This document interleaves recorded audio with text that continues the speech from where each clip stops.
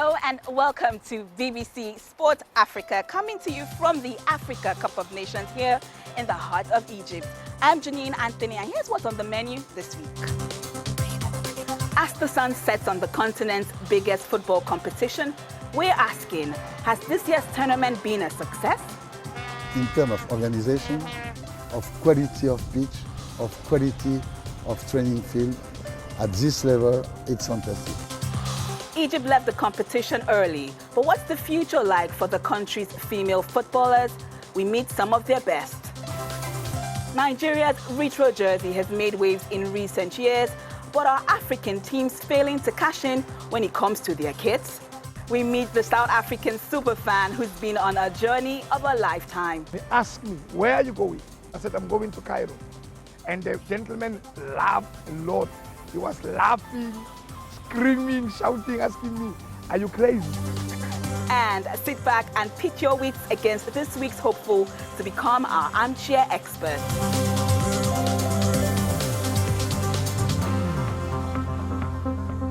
Welcome to BBC Sport Africa, the show that showcases Africa's biggest names from its biggest games.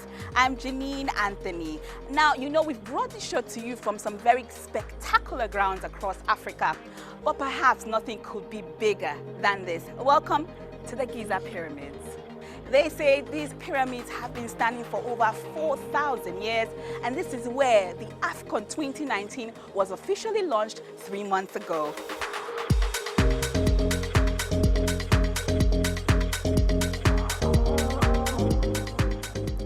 Now, what a month we've had here in Egypt. The Nations Cup has lit up the continent, engrossing football fans across Africa. Now, there's been some sensational matches that will keep us talking for years, but question marks still remain. I've gone to examine the success or otherwise of the 2019 Africa Cup of Nations. Passion, enthusiasm, and fun. The Nations Cup is always one of world football's most colourful events. In the land of the pharaohs, the continent's top teams have tried their best to become African kings, but only one can reign supreme. These finals will go down in history for a handful of reasons. It's the first time the matches have been played between June and July. It's also the first time it's been expanded to feature 24 teams. And another first, the use of the video assistant referees. So what gets a thumbs up and what gets a big thumbs down? A couple of years ago, it was decided that the tournament will be expanded to 24 teams, a move few had seen coming, but it allowed teams like Burundi, Mauritania and Madagascar to make their first appearance in the finals. It's good because so many teams will get to, they'll have the chance to actually come for the tournament and try to win it. So it's not about few countries and go to the next round and you're in the semis. And this from a man whose team was beaten by the tournament sensations Madagascar. From being among the lowest ranked sides at the start of the entire Nations Cup to being among the best, they've almost single-handedly given the expansion legitimacy. Nobody thought that they would be able to qualify just for the final phase. But now we qualified for the second tour, and now we qualify for the quarterfinals, and that's a great thing for Madagascar football.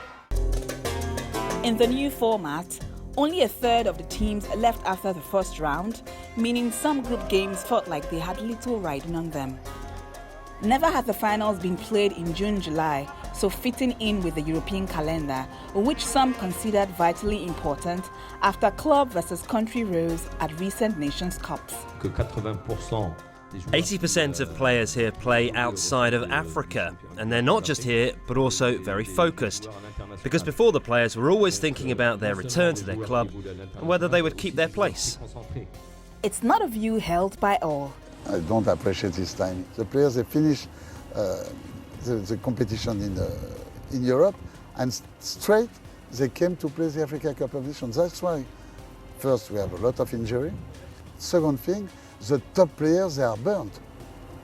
You can see Mohamed Salah, it was very difficult for him. It wasn't the only concern linked to playing in June and July. So I'm here in the heat of the afternoon sun, and I must say that I'm quite uncomfortable just standing here while not even moving. Most players found it hard playing as intensity of matches kept dropping. So let's take goals scored for example. Afternoon matches feature just over 1 goal scored averagely per game, but that tally increased to just under 2.5 goals scored with games played late at night. The temperature is so high and big problem for everybody. The game in African Cup champions must play only in the evening time. Egypt had just 5 months to prepare to host. Nonetheless, the country pulled it off.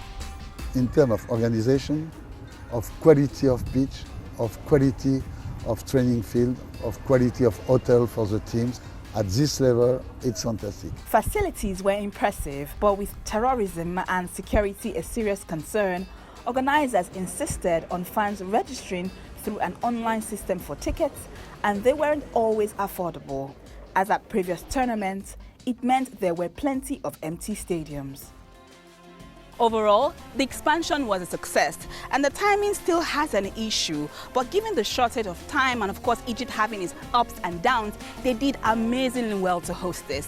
So it's a thumbs up from me, and it's over to you now, Cameroon. And I'm delighted to be joined by football statistician Mohamed Osama, who joins me now to talk about the AFCON. So Mohamed, what do you make of this new look AFCON? So I'm really loving it. We have 24 teams, 24 nations, 24 different types of fans being all in one place at one time. It has been such a great experience for everyone here. Secondly, on the expansion from 16 to 24 teams, has it increased the unpredictability of the tournament? And if yes, has that unpredictability stifled the quality of the tournament? No, it definitely didn't stifle the quality of the tournament, but it made it super unpredictable.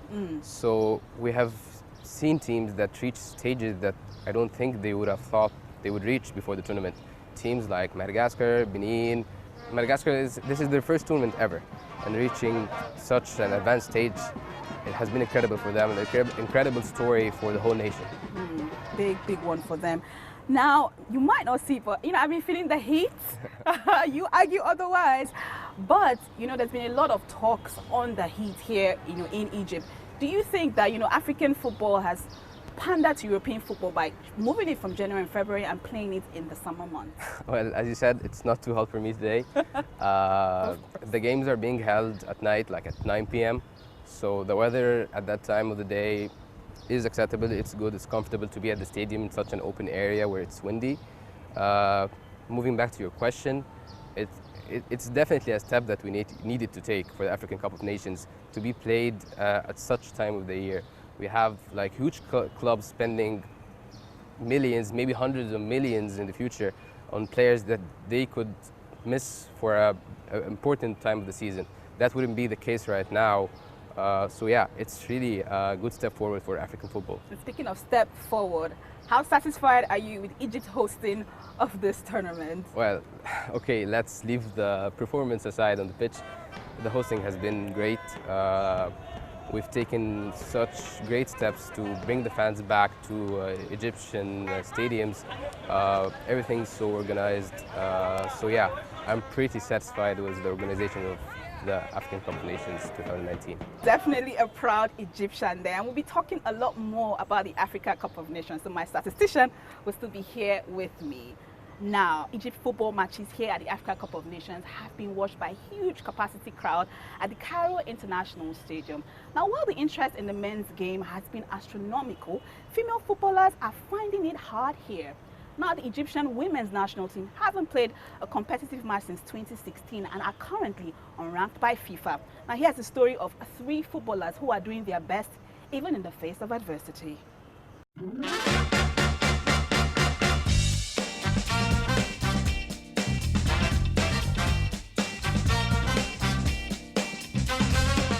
Amira Said Saleh, 23 years old, from Aswan. Shruq Said, I'm 19 years old, from Cairo. Khadija Said Saleh, I'm 20 years old, from Aswan. It made me bolder with anything I do. It helped me develop a stronger personality. It made me more independent and gave me the ability to make my own decisions. She-male. Boy, girl. Feminine men, mannish girls. Captain Egypt. Most professional girl. Daughter of a player.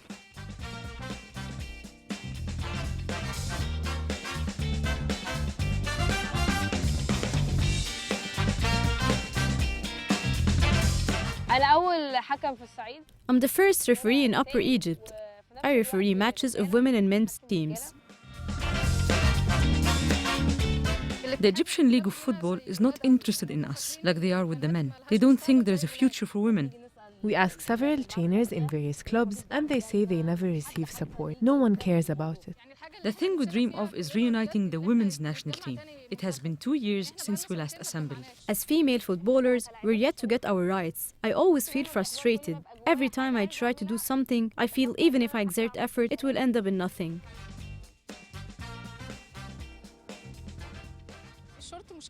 Wearing shorts is an issue where I live because it is a populous area. It's hard to wear shorts. How can a girl wear shorts on the streets? This bothers me on a personal level.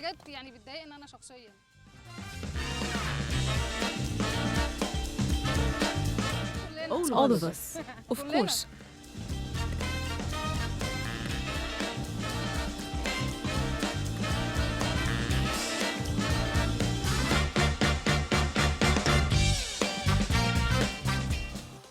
Good luck to the 3 women as they look to breathe in new life into women's football here. The BBC has been bringing you all of the updates from the Africa Cup of Nations. So follow us on our website as well as our social media handles, Facebook, Twitter, Instagram as well. That's the end of part 1. We'll be giving you more on BBC Sport Africa.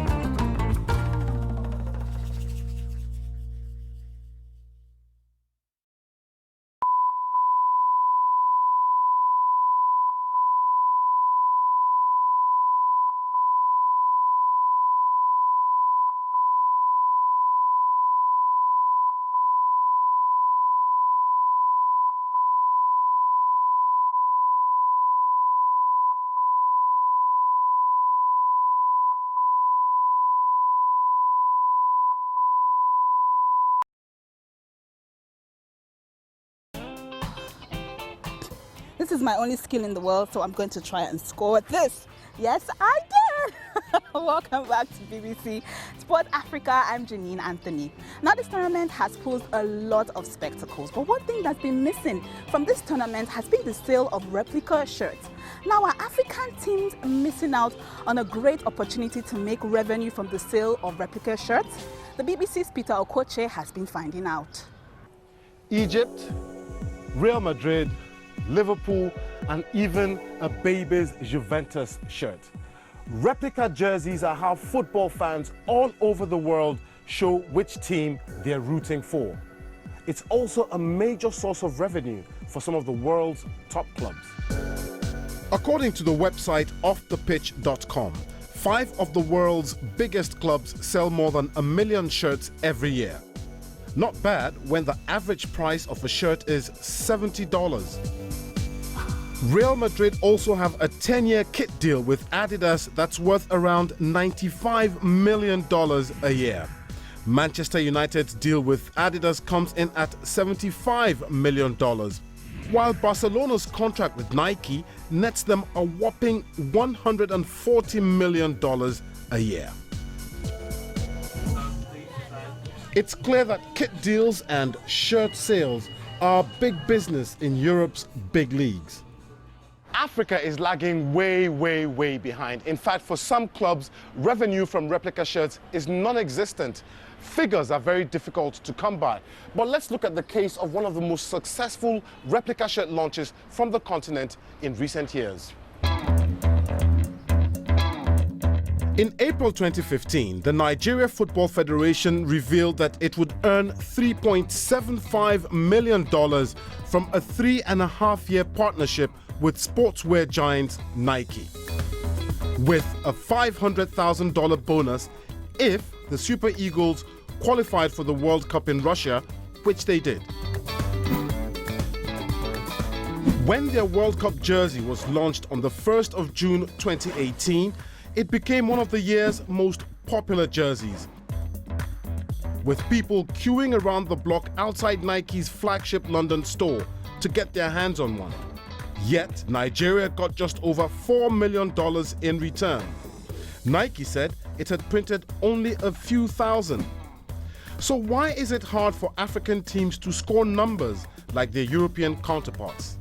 I think the failure to commercialize football in Africa is the failure of CAF. We have to do it. And I believe that if we do it and organize it in an organized and professional manner, most of the financial issues that countries are facing, they will not face it. While Nike was printing limited copies of the Nigerian jersey, in a Lagos market, black marketers were selling tens of thousands of fakes. At the Cup of Nations in Egypt, do fans care where their jerseys came from? All of our shirts here are fake because you need to pay too much to get an original one. 90% of the Egyptians buy the fake t-shirts. No, this is not a fake one. Since this is Nigeria, I'm fine with it. I don't care. Maybe it's the original or fake. I'm good with it. I buy original Barcelona jersey, for example, to give back to the club I support. So I buy a buy-made Nigerian jersey just to support my economy, you know? Nigeria! We asked Nike for their thoughts on counterfeit kits in Africa, but they declined to comment. There are a lot of piracy. It will require the cooperation of African FAs and African governments to ensure that the property of the national teams are protected by law, not just to support the national team, but to support the development of grassroots football in African countries. Being a true Nigerian fan, this is my Super Eagles jersey. I also have one from Egypt. And this one is for my local club side in Nigeria, Lobi Stars. Now, these two are authentic, but to be honest, I can't say whether this is fake or if it's the original. One thing I can say is, though, that if African teams begin to target replica shirts as a source of revenue, they will have a ready market. Now that's an interesting way of how Africa could be cashing in. Now it's time for our rapid fire sports quiz armchair expert. So let's see who's on the hot seat this week.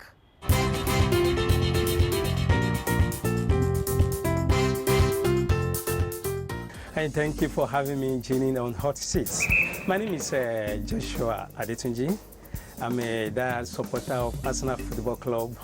And my moment at the 2019 Africa Cup of Nations was Madagascar against all odds, beating the Nigerian Super Eagles, 3-time African champions. Joshua, your time starts now. Name the Leicester City striker left out of Nigeria's AFCON squad. That is Kelechi Iheanacho. Correct. Which team did holders Cameroon play in their opening game? Guinea-Bissau. Correct. Which team is scheduled to host the 2023 Africa Cup of Nations? Pass. It's actually Ivory Coast. Wow. Who is the AFCON top scorer? Samuel Eto'o face of Cameroon. Correct. What was the score of Madagascar's game against Nigeria in the final AFCON group match? It ended 2-0 in favor of Madagascar, the debutants. Correct. Burundi failed to pick a point and failed to score a goal in their first appearance at the Africa Cup of Nations final. True or false? That's true. Correct. Name one of the two non-South American countries to take part in this year's Copa America. Qatar. Correct. Who is the captain of Uganda Cranes? Dennis Nyango. Dennis Oyango, correct. In cricket, what does LBW stand for? Pass. Leg before wicket. And that's a good timing so far. Your time stops now. You picked up 7 points. Joshua, congratulations. Wow, thank you. I think that's on me.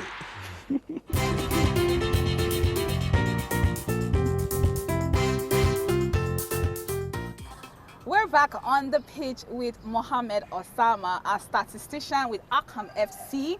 Now we're going to be doing numbers. For you, how hard is it to collect data and statistics from this part of the world? Well, when we started at the very beginning, we worked with multiple Egyptian clubs, and we slowly moved to working with teams in Europe, South America, and that's generally because it's really difficult to work with African clubs in general, and that comes to many reasons. First of all, and the most simple one, the most straightforward one, is not having consistent, high-quality video of like big competitions. Like, how would you expect us or any data company to deliver consistent, high-quality data when like you miss a game or you don't air a game, or you don't even keep the records? Yeah, exactly. To fall back on. It's pretty difficult in this part of the world right now for multiple reasons, video being one of them. Yeah, and definitely to improve our record keeping, that's a big conversation. But I'm sure you find it a lot easier with the Africa Cup of Nations because a lot of numbers, a lot of progresses and all of that we can speak about. Yep. What are some of the stats you've picked up from this tournament? So we were not covering the African Cup of Nations like data-wise because it's a small sample tournament, so not many clients are really keen about it. But if we move to the historical part of the data or the stats and facts, we can see very interesting stuff happening this year. So the 4 semi-finalists from the 2017 African Cup of Nations they didn't even make the quarterfinals. What does that signify? I mean, 4 semi-finalists from 2017, what does that signify? It really signifies a shift in power in Africa. We're seeing lots of nations shining and getting a chance to play at the biggest stage, like we have mentioned before, Madagascar. And we're seeing nations struggling to keep up with other teams that are really developing really fast. Now I'm sure you're waiting to crack on attacking and defensive football. What do you make of it from this tournament? Well, an obvious example would be Egyptian fans. They were really frustrated with the style of football Hector Cooper has been delivering with the Egyptian national team. But as a matter of fact, we've seen many teams reach really advanced stages of the African Cup of Nations with very little goals. An example would be South Africa, at least. So yeah, if you don't have the quality to score as many goals, you definitely should have a plan to not concede any. Yeah, and definitely I'm sure Egyptian fans like you were not really happy about that. But thank you so much for sharing your thoughts with us on BBC Sports Africa. And a smile is still on my face because this next story is sure to inspire you. Now, what lengths have you gone to watch your team play? I could share my story as well as you, but chances are it will be nothing compared to what Bossa Msila had to do. Now, this South African super fan had to hitchhike all the way from Cape Town to Cairo, just about 6,000 kilometers. Now, his journey, of course, definitely wasn't easy, but here is his remarkable story. I'm here in Cape Town, Greenpoint Stadium, where I'm going to start my trip, Cape to Cairo tour.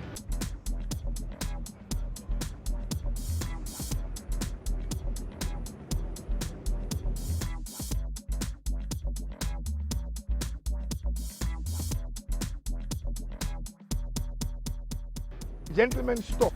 He was driving a big truck and he asked me, "Where are you going?" I said, "I'm going to Cairo." And the gentleman laughed a lot. He was laughing, screaming, shouting, asking me, are you crazy? We said going to where? The roads are not safe. And sometimes you hike at night. You don't know which one is your friend or which one is your enemy.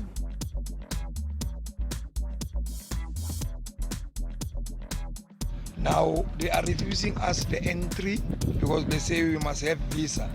We never knew about visa from these countries.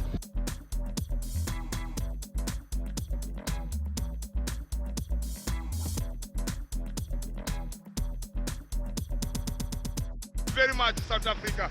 Thank you very much. God bless you all. I'm now boarding now to Egypt. Thank you.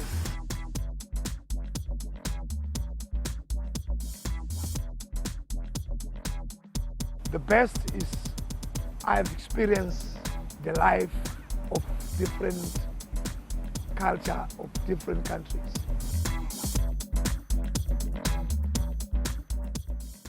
What a trip Botha has been on. He's even had to witness his country knocking out the host nation, Egypt. Would like to hear from you as always, so do get in touch with us on Facebook or Twitter on anything you've seen in this program, or you can head over to our BBC Sport Africa website so you can catch more of the shows that you had probably missed.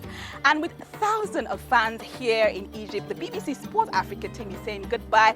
We've had crazy nights working with Lingwachira from the Swahili service, and after the crazy nights, great breakfast in the morning with Babakar Diarra from the French service, and the BBC Sport Africa team is saying goodbye from the Giza Pyramids in Cairo.